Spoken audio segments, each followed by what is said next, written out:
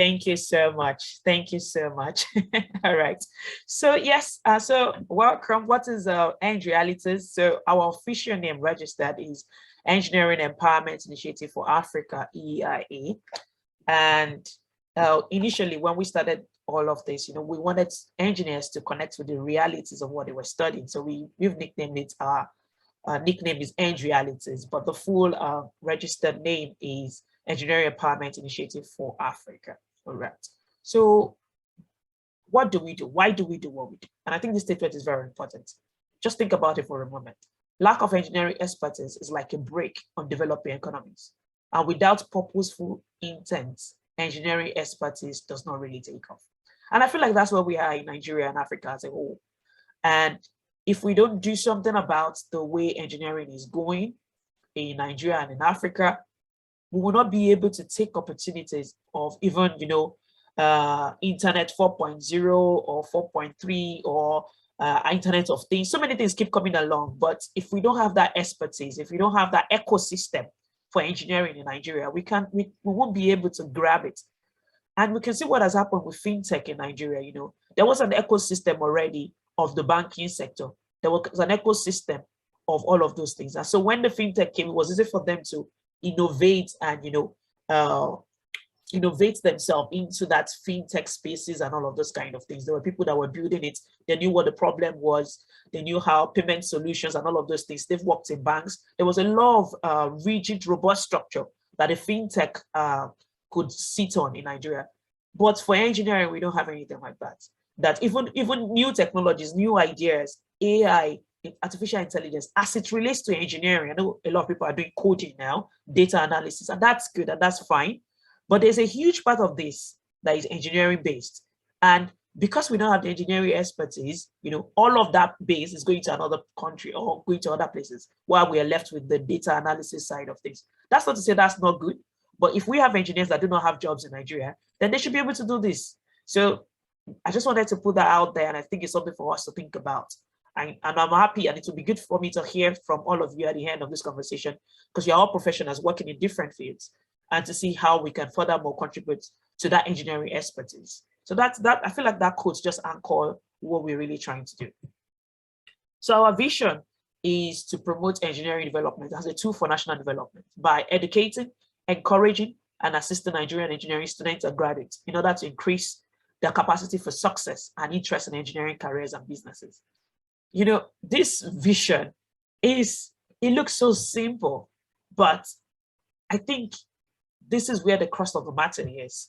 Why is it where the crux of the matter is? It's because without proper education, educating, encouraging, this is one thing I've found time after time in all the events that we've had. Too many brilliant people study engineering in Nigeria and can't go forward with it. And so people are getting discouraged about what is the point of studying engineering. People tell you these days, if you're even as an engineer, go and learn coding, go and learn data analysis, go and learn that, because they don't feel like the engineering, or go and do photography, or go and sell shoes for the ladies, or they don't believe that engineering can fetch them entrepreneurship, can bring about innovation, or can do things. So our goal is to ensure that it is good for people to do other things, but once you've already studied engineering in Nigeria, you should be able to make it into something. Either you are going forward with a career, maybe the typical white collar career, or you are starting an entrepreneurship journey. You should be able to start an engineering business. And so that's where our vision is sort of like holistic, and that's what we're really looking into. To ensure that we are guided, we've sort of framed ourselves within 4 frameworks, which is our vision is within 4 places, and that's where we want to influence. There's so many problems, 99 and 1 problems to solve.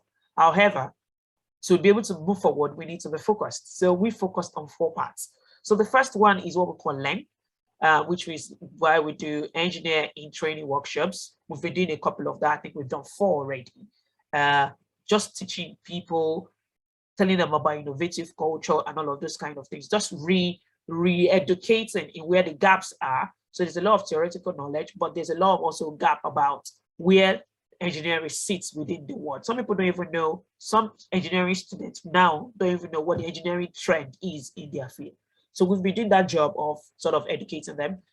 The second part of which is part of our vision is to liaise. One of the things we're trying to do is to liaise with international institutions of learning to make opportunities available for Nigerian engineers, partnership exchange program grants. And I'm going to tell you why number 2 is very important. When I did my master's in Manchester, and on one of the days, I applied for a mentoring program like this, and somebody decided to mentor me. And during that program, I hadn't seen him, but we were corresponding, like it was online. And then one of the part of it was for him to take me to his office and just introduce me to how things work. So on this day, I was going to go to his office, and then before I went into, it was working in a manufacturing plant for subsea valves. And so when I got to the office, it took me to their main office, and then he just showed me this short presentation, and he was talking to me about valves and all of that. And I thought it was very interesting and very fascinating. And then, I thought, okay, yeah, let's go and see the valves. And we got to the shop floor, and then he showed me something that looked like a huge car. And he said, that is the valve. I was like, no, that is not a valve. When I'm thinking of a valve, I'm thinking of a tap, the tap that you open. I was thinking that's not a valve. But they explaining to me about the size and all of that. And that changed my orientation just by. So we believe that, beyond people just learning theoretically, they need to be able to see practically, and they need to be able to expose them to different environments, which is what we lack at the moment. Universities are not being funded enough for practical applications. So, we're trying to liaise with international organizations to see how we can expose people. Because when we expose you to something, when you're exposed as a person, as human beings, when we're exposed to something, our mind can grasp it. It can grasp that knowledge. It can go beyond and say, okay, if this is this, how can I then fix this problem alongside this? So that's where the liaise come to. Number 3 is research, sponsoring engineering projects and research that is focused towards innovation and entrepreneurship. Like I said in my post, probably that you saw that brought you here, each university in Nigeria, about 100 of them, graduates about 400 engineering students per year. And believe you me, a lot of these engineering students, at least let's say 300 of them write projects. And most times these projects just go to waste. About 95% of projects written in Nigerian universities go to waste. So one of the things Engrealities is focused on is working with these universities to ensure that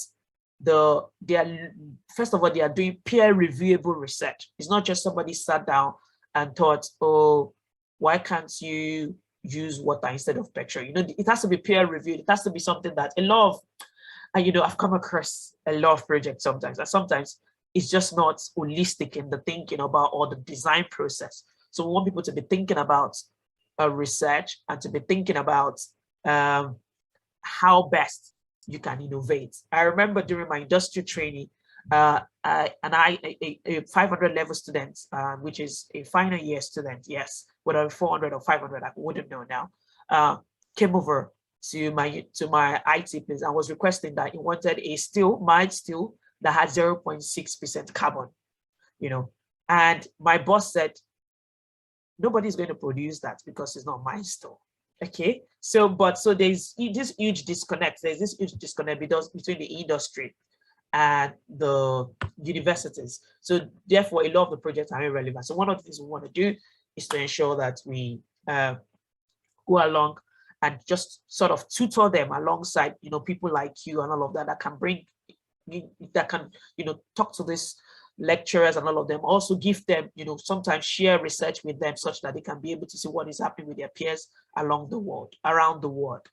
Right. The number 4 is lobby government. We want to lobby government to make engineering friendly policies. We believe that when you make these policies, especially it just helps the students. For example, if an international company is coming to establish in Nigeria, you can ask for a particular quota of their employees to be Nigerians and all of those kind of things. So those are the things that we want to do.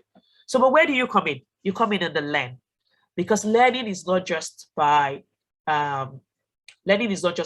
sitting in a class and everything. It's by learning from others. There's so many ways in which we learn.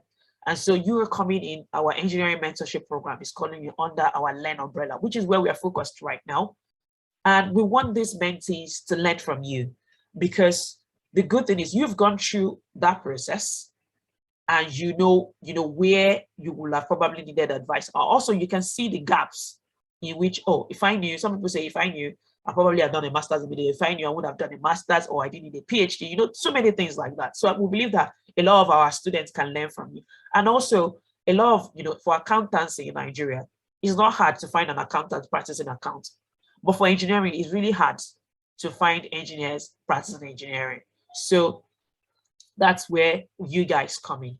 And that's where we need your help to be on this mentorship program. So the mentorship program in itself is a program that connects the young engineers with the mentors that have gone ahead of them in engineering career space. So it provides mentors and mentee opportunities to develop new relationships and share experience.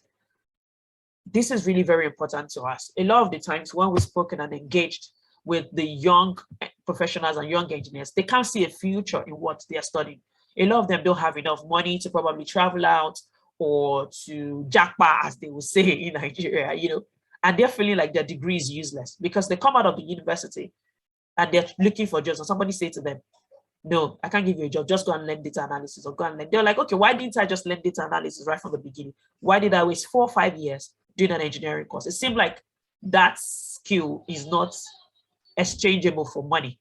That's what it looks like. It looks like that skill is not exchangeable for money. So the aim is to be able to help them to see, first of all, the Nigerian environment is unique. There's a whole lot of unemployment, but how do we circumnavigate this? And I hope that through your experience, through your guidance, these students can come out on the other side, you know, better than where they've been. So our why, which I've said alongside, is to ensure that, you know, 4 key areas. These students can receive, they're not just students, some of them are young professionals, can receive valuable career advice and insight from yourself, that they can grow confidence as young professionals. You know, somebody told me, I regret studying engineering. I didn't want to say I studied engineering because they will be like, we'll have helped you if you didn't have if you studied another course. So we want them to grow confidence as young professionals. We want them to expand their professional network. Having you as a person that they could contact, them to reach out to ask questions is so valuable. We can't put a price on that. It's so valuable. Just having somebody that has gone ahead of you and you can ask questions is valuable. And that's why I said what you're doing for us in Engrealities is so valuable. We can't even pay you. Let's say we even wanted to pay you because you are giving a little bit of yourself to these people. And we do appreciate that. Another thing is we want them to get role models, okay?